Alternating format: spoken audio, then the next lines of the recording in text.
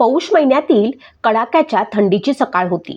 आकाशात सूर्य नुकताच उगवत होता, पण त्याची किरणं अजूनही थंडगार वाटत होती. त्या गावाच्या टोकाला एक घर होतं. त्या घरात राहत होता धनराज सेठ, गावातला सर्वात श्रीमंत व्यापारी. पैसा, जमीन, गुरेढोरे, मान सन्मान सर्व काही होतं. पण एक गोष्ट नव्हती, वंशाचा दिवा. धनराज आणि त्याची पत्नी सुमती यांना अनेक वर्ष अपत्य नव्हतं. सुमती दररोज देवाला हात जोडून म्हणत असे, देवा मला सोनं नको, पैसा नको, फक्त एक मूल दे. लोक म्हणत, इतका श्रीमंत असून काय उपयोग, घरात हसणारा आवाजच नाही. ही वाक्य धनराजच्या काळजाला बोचत. एके दिवशी धनराज गावाबाहेर गेला. तेथे त्याने एक गरीब शेतकरी पाहिला. शेतकरी पहाटे सूर्याला नमस्कार करून शेतात बी पेरत होता. धनराजने विचारले, इतका थंडीचा दिवस, आधी सूर्यपूजा का? शेतकरी शांतपणे म्हणाला, सूर्यदेव प्रसन्न असतील तर बीजही फळ देतं, नशीबही फुलतं. हे शब्द धनराजच्या मनात घर करून राहिले. त्या रात्री त्यानं पत्नीला सांगितलं, उद्यापासून आपण पौष रविवार व्रत करू, सूर्यदेवाला शरण जाऊ. पहिला रविवार आला. सुमतीने पहाटे उठून स्नान केलं, अंगण स्वच्छ केलं, गाईला चारा घातला.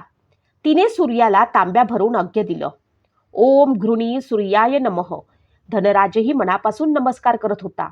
पहिला रविवार गेला, दुसरा, तिसरा गेला. संपूर्ण पौष महिना त्यांनी नियमाने व्रत पाळले, पण काहीच घडलं नाही. गावातील लोक टोमणे मारू लागले, देव काय ऐकतोय, सूर्याला रोज पाहतो, पण तुमचं नशीब अंधारातच आहे. सुमती कधी कधी रडत असे, पण धनराज म्हणे, देव उशीर करतो, नकार देत नाही. दुसरं वर्ष गेलं, तिसरं वर्ष गेलं, 12 वर्ष गेली. एके रविवारी सुमती थकून म्हणाली, कदाचित आपण पापी असू. तेवढ्यात आकाशात ढग दाटले, वीज चमकली आणि एक तेजस्वी प्रकाश दिसला. त्या प्रकाशातून सूर्यदेव प्रकट झाला. धनराज, त्यांचा आवाज गंभीर पण करुणामय होता. धनराज आणि सुमती जमिनीवर नतमस्तक झाले.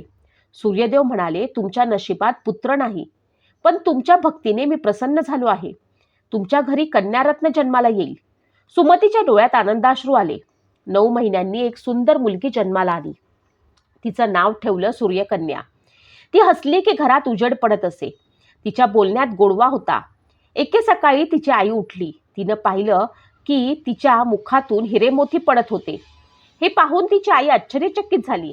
तिच्या पावलांनी घरात समृद्धी आली. लोक म्हणत, ही साधी मुलगी नाही, सूर्यदेवाची कृपा आहे. सूर्यकन्या मोठी झाली. थोड्या दिवसांनी तिच्या आईवडिलांनी तिच्यासाठी मुलगा शोधायला सुरुवात केली. आपली मुलगी आपल्याच घरी राहावी या विचारांनी त्यांनी एक गरीब मुलगा शोधला. त्याच्यासोबत आपल्या मुलीचं लग्न लावून दिलं आणि त्या मुलाला आपल्याच घरी राहण्यास सांगितले.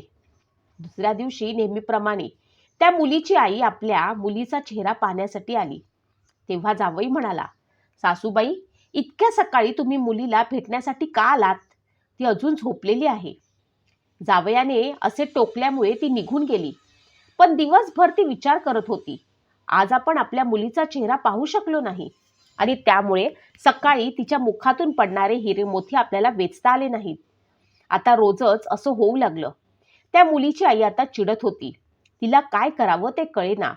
आपल्याला मिळणारं रोजचे हिरे मोती आता बंद झाले आहेत. हे पाहून तिचं मन अस्वस्थ होत होतं. आता कदाचित आपल्याला पुन्हा कधीच हिरे मोती मिळणार नाहीत. या गोष्टीचा विचार तिच्या मनात आल्यामुळे ती मनामध्ये आता वेगवेगळ्या कल्पना करू लागली. तिच्या डोक्यात एक वाईट विचार आला, आपण आपल्या मुलीच्या ह्या नवऱ्याला आपल्या वाटेतून दूर करावं, म्हणजेच आपण रोज धन मिळवू शकतो. त्याप्रमाणे तिने आपल्या काही परिचयाच्या लोकांना सांगून त्या आपल्या जावयाची हत्या केली. त्याचं शीर तिने घरी आणून देण्यास सांगितलं. जेव्हा मुलीनं आपल्या नवऱ्याचं शीर पाहिलं, तेव्हा ती जोरजोरात आकांत करू लागली. त्या क्षणी सूर्यदेव आणि धर्मदेव सर्व पाहत होते. सूर्यदेव म्हणाले, जिथे लोभ असतो तिथे विनाश अटळ असतो. पण भक्तीचा मान राखण्यासाठी त्यांनी सत्य उघड केले. त्यांनी संन्याशाचं रूप घेतलं आणि त्यांच्या दाराशी भिक्षा मागण्यासाठी आले.